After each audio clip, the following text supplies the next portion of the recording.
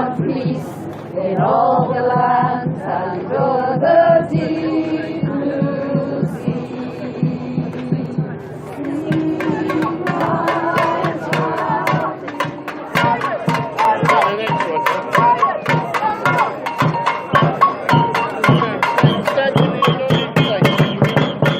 Hold it up, hold it up. Cool. Sorry.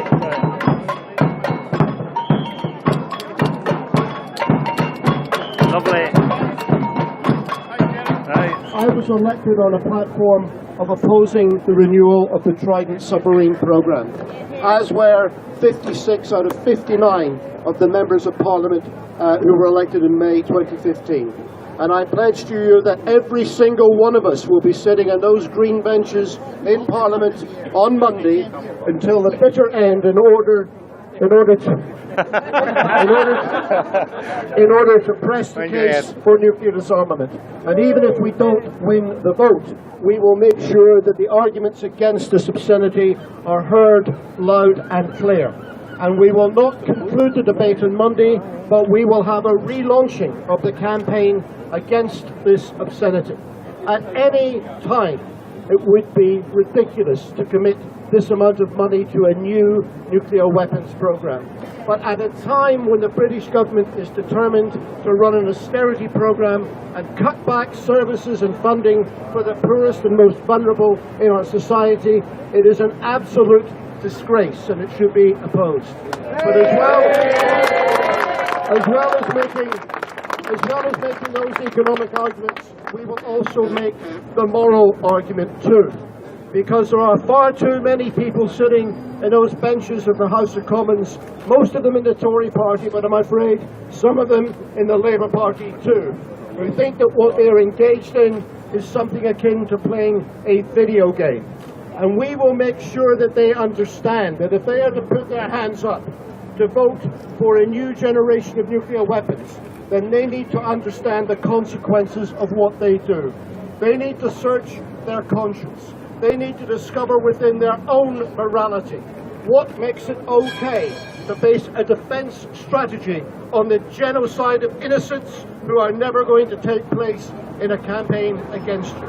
It is obscene, it is ridiculous, and the dogma of mutually assured destruction needs to be taken off the defence planning for this country, because until it is, then our defence will never be adequate and our people will never be secure. So I hope very much that we start the campaign on Monday and we continue it in the years ahead to stop this madness. 6 o'clock is likely to be in the middle of it. We're not expecting the vote to take place at about 10:30 at night. Okay, right. We'll be on standby on social media to make sure that the result gets out as widely as possible. And are there big crowds expected actually at Parliament? There are, yes. CND is ours coincides at the same time as CND UK, and they will be outside the Parliament from 6 o'clock. Can you tell us what's going to happen after the vote? Because we're pretty sure we know the way the vote's going to go. Yeah, we're making plans for a whole range of different things. I mean, just very immediately afterwards, there's going to be one of the regular kind of protests at Faz Lane itself is going to be kind of built up, and between 4 and 6 o'clock on Wednesday there's going to be a protest at Faz Lane. And then, I mean, one of the fantastic things about the range of demonstrations around Scotland there's a whole lot of new people who have actually started forming groups, and we're thinking that to sustain this campaign and to keep up the pressure, we're going to go for big days of action, probably every 2 months over the next few months, and we'll see how things develop from that. We're also saying to people that the Scrap Trident Coalition is going to run a kind of speaking tour around Scotland, so we want to have big rallies and meetings in probably in towns and villages that we haven't actually had the opportunity to speak in for some time.